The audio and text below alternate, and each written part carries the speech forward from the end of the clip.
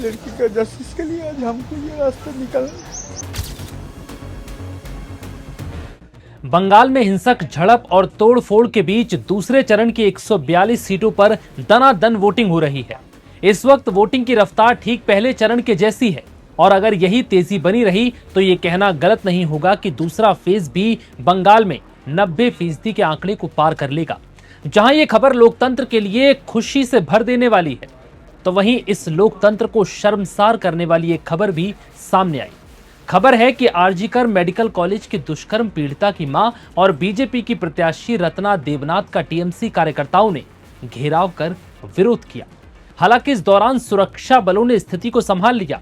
दुष्कर्म का शिकार हुई पीड़िता की मां को इस तरह से घिरने की खबर ने हर किसी को हैरान कर दिया।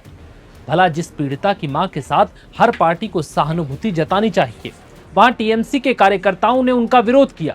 ये यकीनन शर्मसार करने वाली घटना है। वहीं अब इसकी वजह भी जान लीजिए कि आखिर टीएमसी के कार्यकर्ताओं ने ऐसा क्यों किया। दरअसल दुष्कर्म पीड़िता की मां रत्ना देवनाथ को बीजेपी ने पनहाटी से उम्मीदवार बनाया है। बीजेपी ने इससे महिलाओं के प्रति एक बड़ा कदम और एक मां को नई ताकत देने के लिए उन्हें चुनावी मैदान में उतारा है और इसी के खिलाफ टीएमसी का गुस्सा है। जिसके बाद बीजेपी प्रत्याशी रत्ना देवनाथ ने वोट डालकर लोगों से बढ़ चढ़कर बड़ी संख्या में वोटिंग की अपील की। उनकी बेटी की अगस्त 2024 में आरजीकर मेडिकल कॉलेज में दुष्कर्म के बाद हत्या कर दी गई थी। इससे पहले पीड़िता की मां ने टीएमसी को उखाड़ फेंकने की चुनौती दी थी। पीड़िता की मां ने कहा था कि इस बार परिवर्तन होगा। उन्होंने दावा किया कि गुंडे अब भी उन पर हमला कर रहे हैं। वहीं दुष्कर्म पीड़िता के पिता और बीजेपी प्रत्याशी रत्ना देवनाथ के पति शेखर रंजन देवनाथ ने मीडिया से बात करते हुए क्या कहा, ये भी आपको सुनाएंगे, लेकिन इस दौरान वो भावुक हो गए। उन्होंने कहा कि यह घटना बेहद दुखद है। हमें अपनी बेटी के लिए न्याय पाने के लिए इस तरीके का सहारा लेना पड़ रहा है, लेकिन हम जीतेंगे और अपनी बेटी के लिए न्याय हासिल करेंगे। बड़ी दुख की बात है, लड़की का जस्टिस के लिए आज हमको ये रास्ता निकालना पड़ा, लेकिन हम लोग जीतेंगे और हमारा जो मकसद है लड़की का जस्टिस छीन के लाना, वो करेंगे।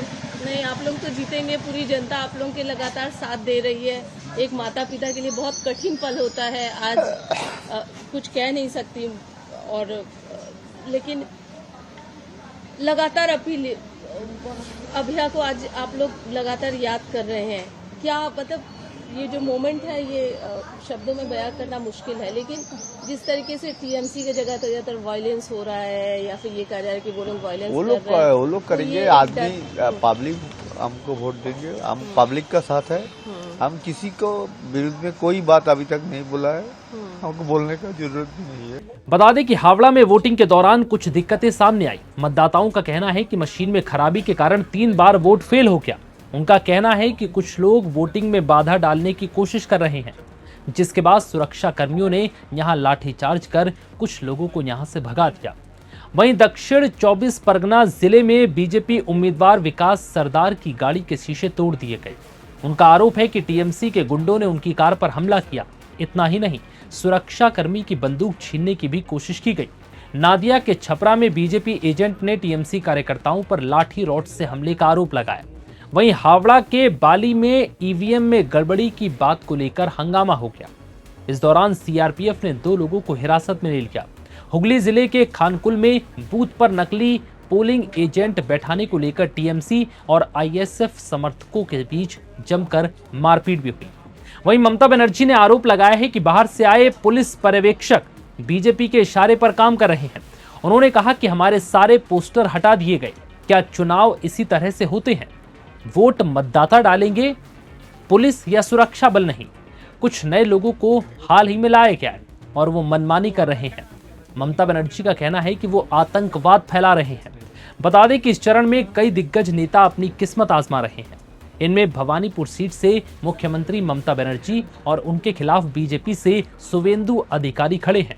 वहीं विधाननगर से राज्य मंत्री सुजीत बोस, कोलकाता पोर्ट से फिरहाद हकीम, हावड़ा से ज्योति प्रिया मल्लिका समेत कई दिग्गज अपनी किस्मत आजमा रहे हैं। इससे पहले 23 अप्रैल को हुए पहले चरण के मतदान में 152 सीटों पर 93% रिकॉर्ड वोटिंग हुई थी। वहीं यही आंकड़ा करीब दूसरे फेज में भी देखने को मिल सकता है। इस वीडियो में इतना ही, इजाजत दीजिए, नमस्कार।